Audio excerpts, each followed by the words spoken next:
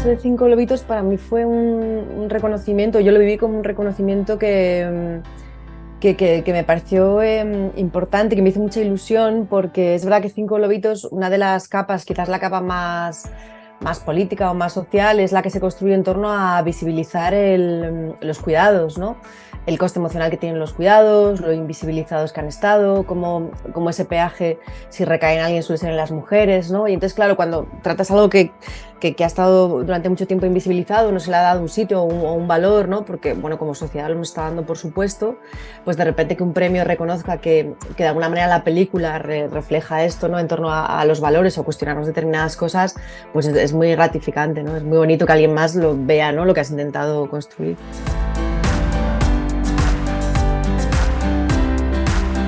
Ser madre el primer año y que me resulta una experiencia muy compleja y que donde hubo mucho aprendizaje emocional, pues sí tuve como este germen, estas ganas de decir, quiero hablar sobre esto, ¿no? No estoy viendo un relato, o yo no lo estaba encontrando como un relato muy como más generacional o más honesto, o desde otro sitio más cotidiano sobre la maternidad, y ese germen sí lo recuerdo de me apetece explorar esto, ¿no? Pero es verdad que ese explorarlo no era, digamos, transcribir mi propia experiencia al dedillo, sino que un poco inspirada más en ese aprendizaje emocional, en esas cosas que yo veía que a nivel emocional me estaban pasando, ¿no? De revisitar la relación con mis propios padres, bueno, el peso de los cuidados, de ver cómo, no solo por mi experiencia, sino hablando con amigas o con amigos o con compañeras y compañeros, que el peaje de la maternidad en lo profesional recaía en nosotras, ¿no? Entonces, a partir de ahí, con muchos estímulos distintos, algunos anécdotas personales o momentos personales, otros no, yo voy construyendo Cinco Lobitos.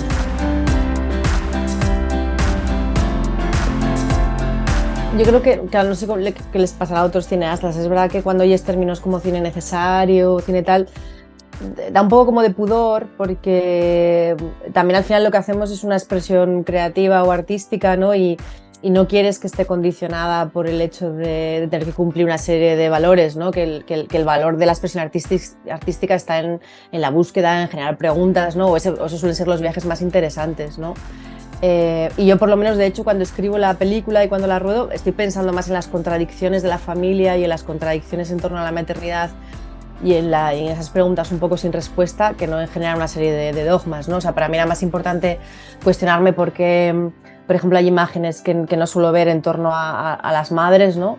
Desde una lactancia complicada, desde el dilema con tu propia madre de otra generación, desde el cansancio, ¿no? Del coste emocional de los cuidados, ¿no? Volvemos otra vez a lo íntimo, quizás está un poco invisibilizado. O sea, para mí era más importante cuestionarme como cineasta porque estas imágenes no las he estado viendo y eso ya quiero verlas, ¿no? Yo quiero verlas y quiero explorarlas. El cine educa sin querer o queriendo, eso es así. Quiero decir, desde el momento en que tú generas imaginario, de alguna manera ya estás lanzándole ahí algo al espectador y estás construyendo un determinado imaginario o cuestionándolo, o sea que de alguna manera eso puede pasar, ¿no?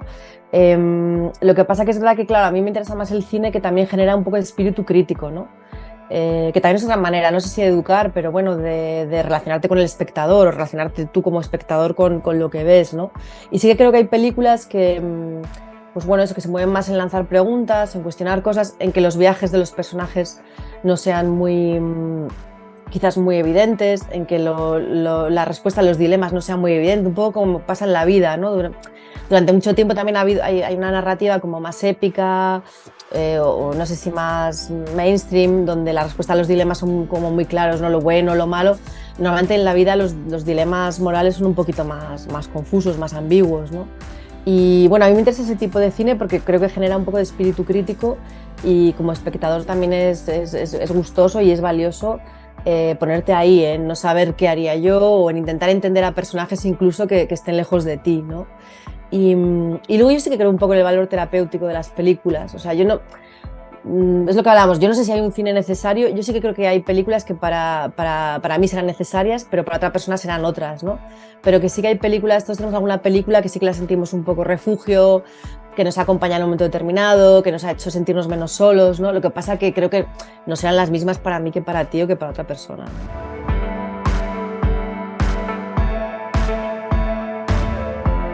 Cada generación tiene este aprendizaje vital a su manera pero que seguramente todas lo tenemos y tiene que ver con el paso del tiempo al final, ¿no? Muchas veces, pues evidentemente cada generación se desarrolla en un contexto distinto, ¿no? Y con unos estímulos distintos, pero creo que hay algo en lo difícil que es desvincularnos de la familia, ni el vínculo tan fuerte que nos obliga en un momento dado, cuando queremos entender quiénes somos, a tener que mirarnos ahí en ese espejo que es la familia. Y por otro lado, el paso del tiempo, que obviamente siempre te cambia como individuo, incluso independientemente de si has sido madre o padre o estas cosas, creo que hay todo tipo de hitos vitales que te llevan a ese momento donde dices, ahora mismo tengo la edad de mi madre o de mi padre y entiendo muchas cosas.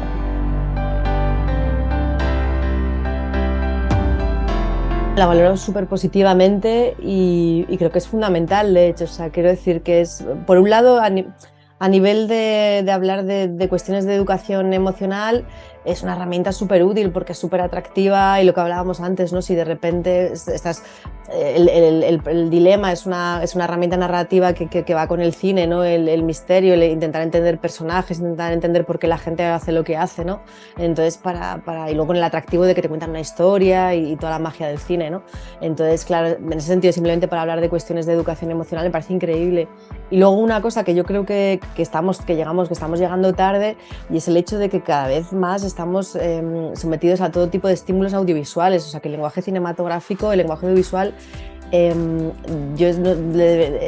no les estamos dando las herramientas, ¿no?, a las nuevas generaciones para que tengan ese espíritu crítico, esa capacidad de análisis de por qué este mensaje se construye de una determinada manera, por qué siento esto cuando veo esta imagen, una capacidad de analizar las imágenes, ¿no?, a una generación que más que nunca están bombardeados por el tema de la imagen. O sea, claro, yo no creo tanto como en censurar o en intentar proteger. Yo creo que la labor bonita es que ellos, como espectadores y espectadoras, desarrollen esa capacidad de analizar y luego decidir sobre lo que han visto.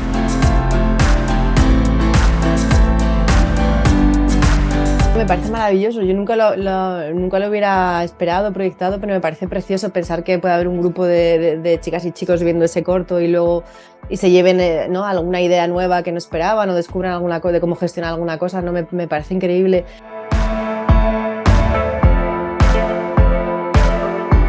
Porque es un viaje increíble, ¿no? Es un viaje donde van a tener que generar un equipo, donde van a tener que aprender cosas de ellos mismos, sobre qué historia quieren contar y por qué, que eso es hacerse muchas preguntas a uno mismo, porque se pasa muy bien creando, yo creo. Se pasa muy bien creando, descubres cosas, descubres que es capaz de cosas, te equivocas, te ríes. Además, crear desde un sitio sin una presión de resultado, eso es solo por aprender o por pasarlo bien, es increíble, ¿no? Y porque también creo que van a aprender muchas cosas a nivel del lenguaje audiovisual que les rodea, porque cuando te pones en un papel de director o de script o de directora de fotografía o de técnico de sonido, empiezas a entender las elecciones que implica contar algo audiovisualmente y cómo esas elecciones ya generan un determinado mensaje, ¿no? Desde dónde pones la cámara, quién es tu protagonista, cómo se comporta, qué pasa en esa historia, cómo la iluminas, en fin, ¿no? Entonces, bueno, que es un viaje increíble, que se van a pasar muy bien. Y que aprovechen ahora, porque les ha tocado además una generación maravillosa para esto. Tienen los teléfonos móviles, programas de edición en el teléfono. Quiero decir, lo nuestro era mucho más complicado, era un rollo. Entonces ahora tienen toda esta facilidad para además probar cosas, ¿no? Sin parar, que se animen.